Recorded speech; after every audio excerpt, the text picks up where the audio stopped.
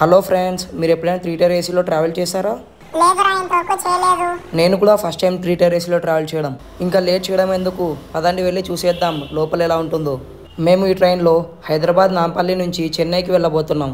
ఈ 3 tier AC పెడితే తాత్కాల్లో try చేశాను. ఒక టికెట్ కాస్ట్ వచ్చేసి 1500 పడింది. లాంగ్ వీకెండ్ కదా, నార్మల్ బుకింగ్ చాలా కష్టం. అన్ని వెయిటింగ్ లిస్ట్లోనే ఉన్నాయి.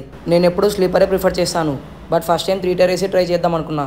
చూడడానికైతే స్లీపర్ ఇంకా 3 టైర్ ఏసీ సిమిలర్గానే ఉన్నాయి. ఏం డిఫరెన్సెస్ పెద్దగా లేవు. జస్ట్ ఏసీ ఒకటి అడిషనల్గా ఉంది అంతే.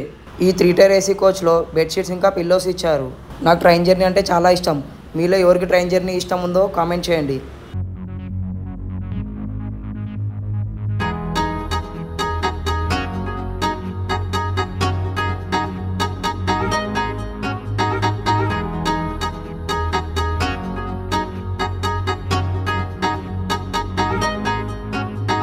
ఫైనల్గా చెన్నై బీచ్ రైల్వే స్టేషన్లో దిగాను.